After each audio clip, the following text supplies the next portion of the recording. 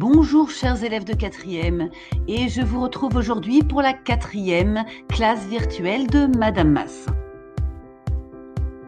Vous connaissez désormais le programme par cœur. Après avoir pris de vos nouvelles et répondu à vos questions, nous allons corriger le TD numéro 3 avant de préparer la suite et de conclure.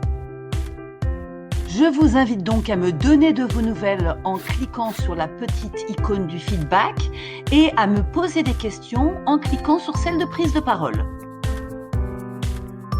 Je vous rappelle que nous avions entamé le dossier d'histoire numéro 3 en commençant par la première leçon, une difficile conquête votée de 1815 à 1870.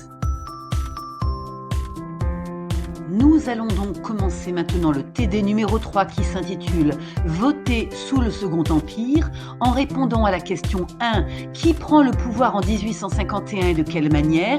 et à la question 2 « À l'aide de ton manuel, explique ce qu'est un plébiscite ».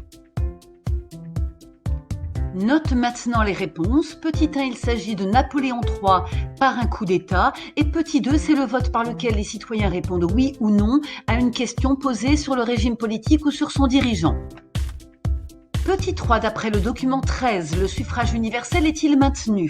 Et petit 4, pourquoi peut-on pourtant parler de confiscation du pouvoir?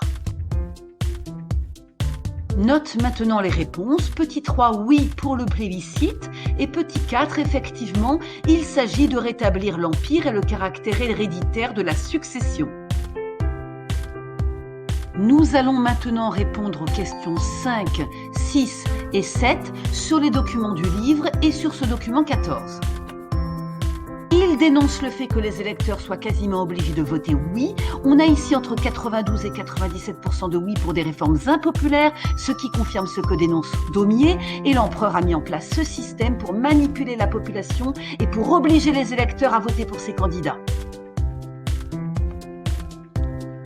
Je vous invite maintenant à répondre aux 3 dernières questions, les questions 8, 9 et 10. Notez pour finir, petit 8, il s'agit de Léon Gambetta, petit 9, le suffrage universel véritable, le rétablissement des libertés individuelles, presse, réunion et l'instruction laïque, et enfin petit 10, c'est un régime autoritaire. Et pour bien réviser cette leçon, il vous reste à jeter un coup d'œil sur cette dernière fiche qui résume toutes les questions que nous nous sommes posées. Nous en avons terminé pour cette classe virtuelle et pour cette leçon et je vous rappelle un QCM à venir. À très vite.